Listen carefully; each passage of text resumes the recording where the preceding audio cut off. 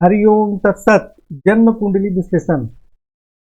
इस वीडियो को देखने से पहले कुंडली कैसे देखते हैं वह वीडियो अवश्य देखें। सबसे पहले हम सूर्य से फलादेश प्रारंभ करते हैं। सूर्य जो है इस कुंडली में द्वादश भाव के स्वामी है, विदेश के जन्म स्थान से दूर के स्वामी है और ये दसम भाव में विराजमान है। इसका अर्थ यह हुआ कि बाहरी स्थानों के संपर्क से रोजगार या नौकरी के क्षेत्र में सफलता प्राप्त होती है। परंतु सूर्य पर देखिए शनि की दृष्टि है और उस पर राहु की भी दृष्टि है। हालांकि राहु और सूर्य में अंशात्मक दूरी ज्यादा है तो राहु का प्रभाव तो कम रहेगा, लेकिन सूर्य का प्रभाव सबसे ज्यादा रहेगा, जिसके कारण पिता राज्य रोजगार के क्षेत्र में कठिनाई एवं परेशानी होती है। पिता के सुख में भी कमी होती है और रोजगार में भी परेशानियों का सामना करना पड़ता है। और सूर्य द्वादश भाव के स्वामी है, बाहरी स्थानों के स्वामी है, खर्च के स्वामी है और पीड़ित हो गए दसम भाव में जाकर, जिसके कारण अत्यधिक एवं फिजूल खर्च के कारण भी परेशानियों का सामना करना पड़ता है। तो यहाँ क्या है, सूर्य तो अंश बल में मजबूत है और द्वादश भाव के स्वामी भी है, तो सूर्य का आराधना करें, मंत्र जाप करें, जल अर्पित करें और राहु शनि से संबंधित उपाय करना आवश्यक है। चंद्रमा इस कुंडली में आय भाव के स्वामी है और नौवें भाव में अपने उच्च राशि में विराजमान है। इसके साथ गुरु भी विराजमान है और बुध भी विराजमान है और यहाँ चंद्रमा विराजमान है, जिसके कारण भाग्य की विशेष उन्नति होती है। आप धर्म का पालन करते हैं, उच्च शिक्षा अच्छी प्राप्त होती है और आमदनी भी बहुत अच्छी होती है। और तृतीय भाव में दृष्टि के कारण भाई बहन का सुख भी प्राप्त होता है। किसी ग्रह की देखिए नीच दृष्टि नहीं होती है, नीच भाव या नीच राशि है वहां इनकी दृष्टि है। कोई भी ग्रह जब नीच राशि में होते हैं तो कमजोर होते हैं, नीच या उच्च में दृष्टि डालकर कमजोर मजबूत नहीं होते हैं, वहां फलादेश सिर्फ देखा जाता है। तो चंद्रमा यहाँ पर अब अच्छी स्थिति में, आप चाहे तो चंद्रमा का मंत्र जाप करेंगे तो और विशेष लाभ प्राप्त होगा, क्योंकि अंश बल में बहुत ज्यादा मजबूत नहीं है और ऐसे स्थान बल में मजबूत है क्योंकि उच्च राशि में विराजमान है। मंगल जो है इस कुंडली में देखिए अकारक माने जाते हैं। तृतीय भाव पराक्रम के भाव भाई बहन के और अष्टम आयु के स्वामी है मंगल। और मंगल देखिए यहाँ एकादश भाव में जो है ये नीच राशि में विराजमान है। मंगल जो है वह 28 अंश तक कर्क राशि में नीच के होते हैं। परंतु यहाँ और एक बात देखिए कि जिस राशि में मंगल नीच में है, इसके स्वामी जो चंद्रमा है वह उच्च राशि में विराजमान है, तो जिसके कारण नीचता का भी प्रभाव कम होगा। और मंगल पर किसी राहु केतु या शनि किसी की दृष्टि नहीं है, तो कुछ कठिनाइयों के साथ परिश्रम के माध्यम से आमदनी के क्षेत्र में सफलता प्राप्त होती है, भाई बहन का सुख प्राप्त होता है, पराक्रम में वृद्धि होती है, आयु में भी वृद्धि होती है। और यहाँ से मंगल दृष्टि डाल रहे हैं द्वितीय भाव में, तो जिसके कारण कुछ कठिनाइयों के साथ धन एवं कुटुंब का सुख प्राप्त होता है। पंचम भाव में दृष्टि के कारण विद्या बुद्धि के क्षेत्र में तो सफलता प्राप्त होती है, परंतु संतान से संबंधित कठिनाई एवं परेशानियों का सामना करना पड़ता है। और अष्टम भाव में दृष्टि के कारण शत्रु पक्ष पर प्रभाव रहता है, परंतु पेट में किसी प्रकार की बीमारी होने की भी संभावना रहती है। तो यहाँ मंगल से संबंधित आपको दान एवं उपाय करना है और इसका रत्न इत्यादि आपको नहीं धारण करना है, और भी कुछ उपाय आपको सामान्य बताए गए हैं वह भी करना आपको है। बुध जो है इस कुंडली में लग्नेश है और दसम भाव के भी स्वामी है, पिता राज रोजगार के स्वामी है और यह भाग्य स्थान में विराजमान है बुध।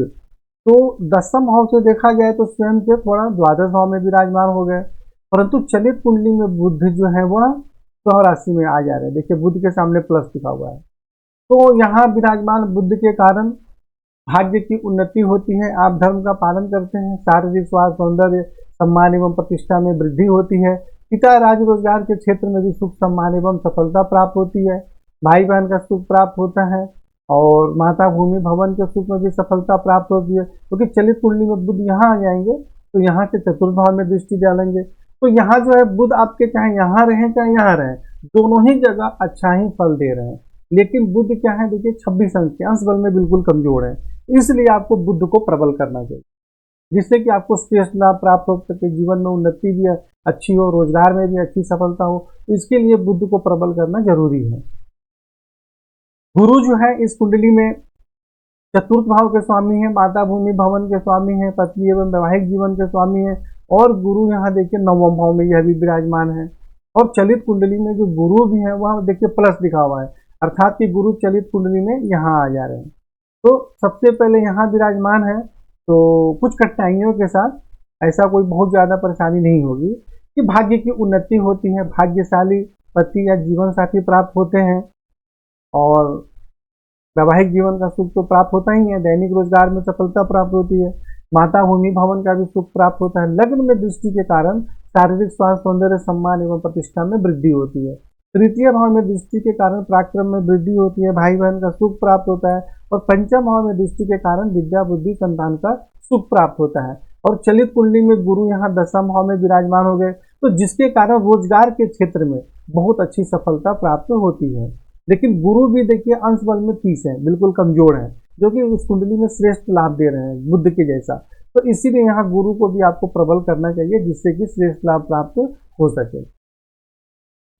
शुक्र जो है इस कुंडली में द्वितीय भाव के स्वामी है और भाग्य भाव के स्वामी है और इनको कारक माना जाता है, आय भाव में विराजमान है, तो जिसके कारण आमदनी बहुत अच्छी होती है, भाग्य की विशेष उन्नति होती है और धन एवं कुटुंब का सुख प्राप्त होता है, धन का संग्रह होता है। ऐसे व्यक्ति को जीवन में धन की कमी नहीं होती है और पंचम भाव में दृष्टि के कारण विद्या बुद्धि संतान का भी श्रेष्ठ सुख प्राप्त होता है। लेकिन शुक्र जो है 7 अंश के हैं, बहुत ज्यादा मजबूत नहीं है, तो आप इन्हें प्रबल करें, मंत्र जाप करें, जिससे कि आपको श्रेष्ठ लाभ प्राप्त हो सके। शनि जो है इस कुंडली में देखिए पंचम भाव के स्वामी है और षष्ठ भाव रोग एवं शत्रु के स्वामी है और यह चतुर्थ भाव में विराजमान है। तो शनि जो है यहाँ पंचम भाव से खुद से द्वादश भाव में विराजमान हो गए और इस पर केतु की दृष्टि भी हो गई। देख लीजिए, स्वयं से द्वादश भाव में चले गए और केतु की दृष्टि भी शनि पे हो गई, तो जिसके कारण माता भूमि भवन के सुख में भी कुछ परेशानी होती है, परंतु विद्या बुद्धि संतान के क्षेत्र में भी कठिनाई एवं परेशानी होती है या उनके सुख में कमी होती है। यहाँ से जो है शनि स्वराशि में दृष्टि डाल रहे हैं, जिसके कारण नौकरी में सफलता प्राप्त होती है, शत्रु पक्ष पर भी प्रभाव रहता है, विजय प्राप्त होती है, ननिहाल पक्ष से भी संबंध अच्छा रहता है। परंतु शनि जब दसम भाव में दृष्टि डाल रहे हैं सूर्य पर, तो जिसके कारण पिता राज रोजगार के क्षेत्र में कठिनाई एवं परेशानी होती है और लग्न में दृष्टि के कारण शारीरिक स्वास्थ्य एवं जीवन की उन्नति में सफलता भी प्राप्त होती है। तो इस प्रकार आपने देखा कि एक ही ग्रह लाभ और हानि दोनों देते हैं। किस ग्रह पे दृष्टि डाल रहे हैं, किस राशि पे दृष्टि डाल रहे हैं, इसके अनुसार फलादेश देखा जाता है और फिर इसके ऊपर कौन से ग्रह दृष्टि डाल रहे हैं वह भी देखा जाता है। तो यहाँ देखिए शनि 17 अंश के और वक्री है, बहुत ज्यादा मजबूत है, तो यहाँ आपको शनि से संबंधित जो उपाय बताए गए हैं वह उपाय आपको करना जरूरी है, क्योंकि शनि जो है वो सूर्य को देख रहे हैं दसम भाव में, यह भी परेशानी का कारण है और सूर्य पर जो केतु की दृष्टि है स्वयं से द्वादश भाव में है, इससे भी विद्या बुद्धि संतान के सुख में कमी होती है। तो शनि का देखिए यहाँ दोनों काम करना है, एक तो मंत्र जाप भी करना है, रत्न धारण करना है और उपाय भी करना है, जो शनि से संबंधित उपाय गए हैं बताए गए हैं वह भी करना है, दोनों ही करना है। राहु है यहाँ पर देखिए षष्ठ भाव में, तो जिसके कारण शत्रु पक्ष पर प्रभाव रहता है, उन पर विजय प्राप्त होती है, परंतु पेट में बीमारी भी होती है। और यही राहु जब दसम भाव में दृष्टि डालेंगे तो पिता राज्य रोजगार के क्षेत्र में कठिनाई एवं परेशानी होती है।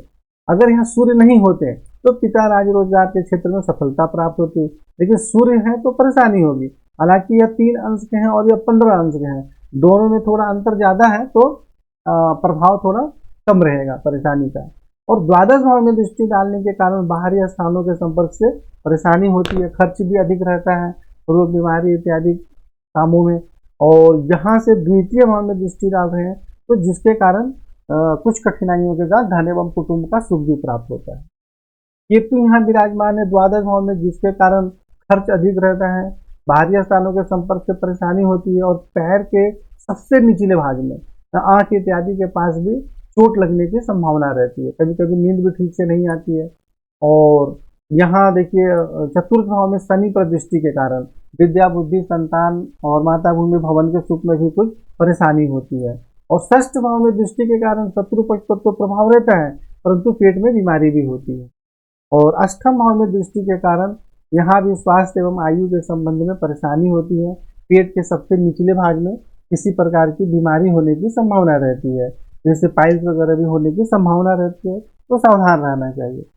तो इस प्रकार आपने सभी 9 ग्रहों का फलादेश समझ लिया और आपकी कुंडली में संपूर्ण फलादेश एवं उपाय बताए गए हैं। इन दोनों को देखकर समझकर और आप उपाय इत्यादि करें और जीवन में आगे बढ़ें। और आपको जब भी नहीं समझ में आए तो फोन करके चर्चा करें। हरिओम तत्सत।